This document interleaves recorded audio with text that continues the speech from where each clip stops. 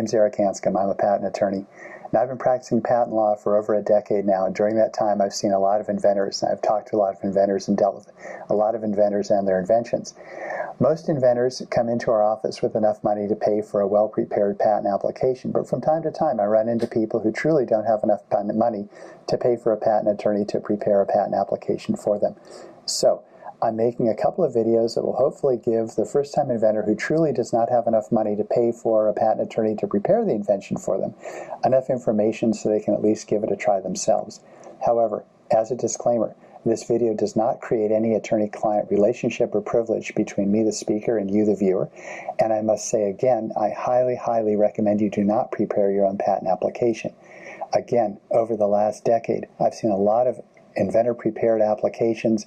Very, very few of them have ever issued as patents, and those that did usually had at least one fatal flaw in it. But again, I understand that sometimes you just don't have enough money to go through and hire a patent attorney. So for you, I've prepared these videos. I hope you enjoy them.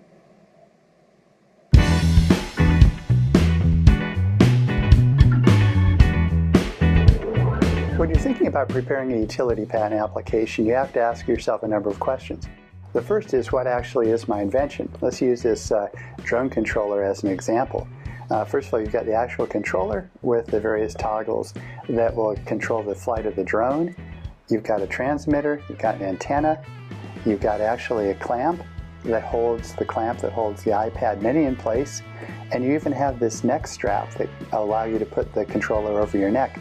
So what all did you invent? Did you invent the whole thing, or did you invent just part of it? Well, you can only claim to have invented what you invented. You have to sign an oath or a declaration that states you believe that you are the first and sole inventor of this particular item. So when you sign that oath, you've got to only file the patent application on something that you invented. What goes into the patent application? Well, for utility patent applications, there has to be an abstract, which is a 150-word or less summary of the invention. There has to be a description, a specification, and usually in the specification you describe the other items that are out there that are similar to your item, and you point out why your item is better than the other competition. Usually you have drawings that explain and describe exactly how your invention works, and then you have claims. The claims are by far and away the most important part of a patent application, because when the claims issue, if you are lucky enough to get a patent, the claims determine what you actually own. And any sophisticated licensee or somebody who may want to buy your patent rights outright, they are going to look at the claims to see whether what you are selling actually has any value. What do you need to submit again with the utility patent application? Well, you should have an IDS, which is an information disclosure statement that lists the other patents that you believe are close to your invention or other prior art that you're aware of at the time you submitted the patent application. You need the oath in which you swear that you are the first and true inventor of this invention.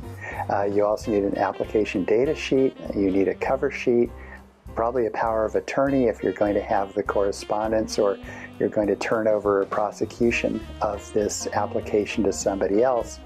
And we are electronic filers at Intercontinental IP, so we just submit it electronically. You can actually submit by paper, but in this electronic age, it's really much easier if you submit things electronically. Hope this video helped. Thanks for watching. I'm Eric Hanscom. Are you protected?